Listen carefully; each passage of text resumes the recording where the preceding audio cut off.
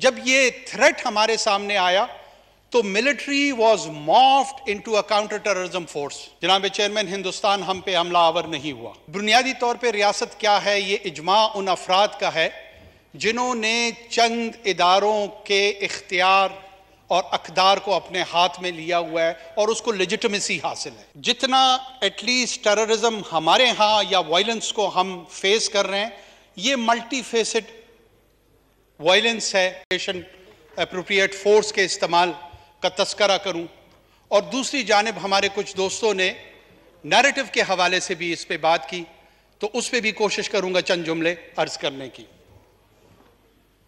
जनाब chairman, terrorism एक non state actors के तहत एक नॉन स्टेट वॉरफेयर का हिस्सा है। मेरे ख्याल में हम अभी तक इस जंग की नेचर जो है उसको एट टाइम्स समझने में कासिर नज़र आ रहे हैं, चाहे वो पार्लियामान की जानिब से है, चाहे वो सिविल सोसाइटी की जानिब से है, चाहे वो मीडिया की जानिब से है, या एट टाइम्स वो सिक्योरिटी फोर्सेस जो कि ऑन ग्राउंड उसको कन्फ्रंट कर रही हैं उनकी जानिब से है। ये ऑनस्लॉट हम पे डोमेस्टिक फ्रंट से अनलीश हुआ है। जनाब चेयरमैन, हिंदुस्तान हम पे हमला आवर नहीं हुआ, चाइना हम पे हमला आवर नहीं हुआ, अफगानिस्तान की रियासत हम पे हमला आवर नहीं हुई, ईरान की रियासत हम पे हमला आवर नहीं हुई, न यूरोपियन यूनियन ने ब्रसल्स में डिसाइड करके मिसाइल्स हम पे फायर किए। ये हमारी अपनी पॉपुलेशन के स्क्यूड व्यूज रखने वाले चंद अनासर हैं जो नॉन स्टेट एक्टर्स की सूरत में हम पे हमला आवर हुए। और हमारा रिस्पॉन्स मैकेनिज्म, जिसको हम रियासत, ये लफ्ज़ बार बार तवातुर के साथ हम इस्तेमाल करते हैं, बुनियादी तौर पे रियासत क्या है, ये इजमा उन अफराद का है जिन्होंने चंद इदारों के इख्तियार और अक़दार को अपने हाथ में लिया हुआ है और उसको लेजिटिमेसी हासिल है। इसीलिए कत्ल में और कैपिटल पनिशमेंट में फ़र्क रखा गया है, तफरीक रखी गई है। जो कैपिटल पनिशमेंट है वो रियासत के बिहाफ पे एक ड्यू प्रोसेस के तहत उसको एग्जीक्यूट किया जाता है, और जो इंडिविजुअल उसी फिजिकल एक्शन से अगर उस किस्म का कॉन्सिक्वेंस सामने लेकर आता है तो उसे हम कत्ल गर्दानते हैं। इस रिस्पॉन्स मैकेनिज्म में हमारे पास सिविल लॉ इन्फोर्समेंट एजेंसीज थी और हमारे पास एक कन्वेंशनल मिलिट्री थी।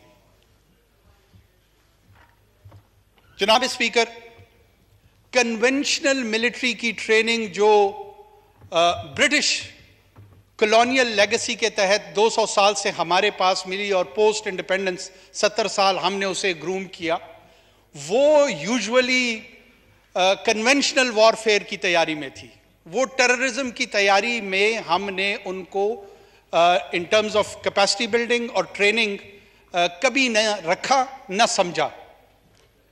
जब ये थ्रेट हमारे सामने आया तो military was morphed into a counter terrorism force, और जो स्टॉप गैप अरेंजमेंट था हमने रिस्पॉन्स ये दिया 9/11 के बाद कि काउंटर इसको मिलिट्री करेगी in terms of kinetics, in terms of the application of the force, without realising कि बाकी दुनिया के जो तजर्बात टेररिज्म के साथ हैं, नॉन स्टेट वॉरफेयर के साथ है, वहाँ पे formal counter terrorism force establish हुई है। इसमें चूंकि एक चेकर्ड हिस्ट्री है, पॉलिटिकल हिस्ट्री है हमारे यहाँ, 3 मरतबा डायरेक्ट मिलिट्री रूल रहा है इस मुल्क में, इसलिए पॉलिटिकल क्लास का विज़ावी पाकिस्तान की सिक्योरिटी इस्टेब्लिशमेंट एक मखसूस व्यू जो कि एट टाइम्स ठीक भी होता है और एट टाइम्स इतना दुरुस्त नहीं भी होता, लेकिन एक कॉन्टेस्टिंग पोजीशन में ज़रूर है। जब भी टेररिज्म की बात आती है, जब भी इस नुक्ते पे गुफ्तगू होती है, मुझे एज ए सिटीजन ऐसे फील होता है कि अगर उनकी कामयाबी सिक्योरिटी फोर्सेस की होती है तो एप्रिसिएशन, जो मोरल बूस्टर की ज़रूरत होती है, वो शायद इतनी नहीं होती, और हम एक दूसरे के धाक में बैठे होते हैं जैसे दुश्मन के सफ़ों में हों, और जूं ही उनके यहाँ कोई कमी, कोई डेफिशिएंसी जो कि हर जंग का हिस्सा होता है, वो अगर सामने आए, एग्जिबिट हो, तो वी ग्लॉट ओवर दैट। हम उसे कंस्ट्रक्टिव इंगेजमेंट की बजाय, कंस्ट्रक्टिव क्रिटिसिज्म की बजाय एट टाइम्स हम उसको उससे अंग्रेजी में ग्लॉट ओवर ही कहते हैं, और मुस्तफीद तो खैर उसकी उर्दू नहीं होगी, लेकिन एक रूहानी मसरत उससे हासिल करते हैं।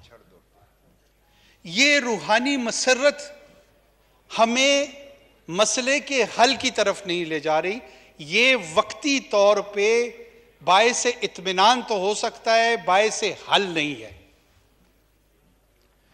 जनाब चेयरमैन, इस फोरम पे इन कैमरा सेशन की भी बात कुछ दोस्तों ने, हमारे सीनियर्स ने रखी, ज़रूर होनी चाहिए, तमाम लोगों को बुलाना चाहिए, लेकिन ये प्रैक्टिस भी कोई नॉवेलिटी नहीं रखती है, ये कोई अनोखी बात नहीं है। ये माजी में इन 2 दिहाइयों में कई मरतबा इस ऐवान के सामने, इस मुअज़्ज़ज़ ऐवान के सामने इस तरह की ब्रीफिंग्स हुई हैं।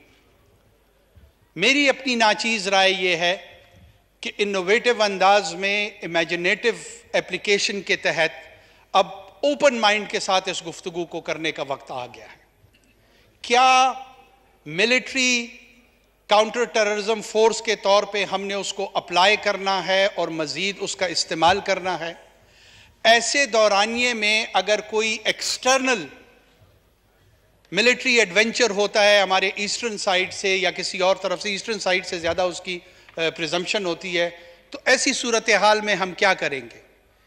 उस वक्त जिस टू फ्रंट डॉक्ट्राइन से हम डरते हैं, कहीं ऐसा ना हो कि हमारा डोमेस्टिक फ्रंट ही सेकंड फ्रंट साबित ना हो। मैं इसकी सेंसिटिविटी को मद्देनज़र रखते हुए इसको बहुत ज़्यादा मुफस्सल अंदाज में बात नहीं करना चाह रहा, लेकिन इतना इशारा ज़रूर दूंगा कि इस पे कंस्ट्रक्टिव डिबेट की और कंस्ट्रक्टिव डायलॉग की अशद ज़रूरत है। दूसरी जानिब जो तीसरा इंपॉर्टेंट नुआंस मैं समझता हूँ या शेड समझता हूँ, वो नैरेटिव के हवाले से है। हमारे कुछ दोस्तों ने कल ये कहा कि जो मजहब के रिप्रेजेंटेटिव हैं, जो नैरेटिव मदारिस में पढ़ाया जाता है, बताया जाता है, वो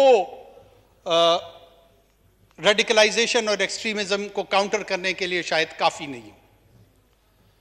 जनाब speaker, we need to delve in, हमें डिगिंग करनी पड़ेगी और इस मसले की जो डाइसेक्शन है वो ऑब्जेक्टिवली करनी पड़ेगी। आपकी तवज्जो चाहता हूं जनाब स्पीकर। नैरेटिव जितना एटलीस्ट टेररिज्म हमारे यहां या वायलेंस को हम फेस कर रहे हैं, ये मल्टी फेसेड वायलेंस है। मेरे सूबे में इथनिक इंस्पायर्ड वायलेंस मौजूद है, जिसमें किसी एक मखसूस कौम को बुनियाद बनाकर उसकी बुनियाद पे एक मुसल्लह तहरीक और जद्दोजहद की जाती है, और बाकी मानदा पाकिस्तान में मजहब की बुनियाद पे वायलेंस को परपिट्रेट किया जाता है।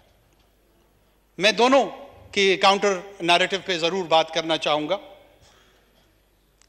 ये हकीकत अपनी जगह पर मेरे ख्याल में एस्टैब्लिश्ड है कि जो लोग रिलीजियस इंस्पायर्ड वायलेंस में इस्तेमाल होते हैं, उनके पास मेन स्ट्रीम मजहब की सनद नहीं है। जो मेन स्ट्रीम सुन्नी और शिया इस्लाम है, हौज़ा नजफ जो कि अहले तशी में रूहानी तौर पर सबसे सुपीरियर स्पिरिचुअल स्टेटस रखता है,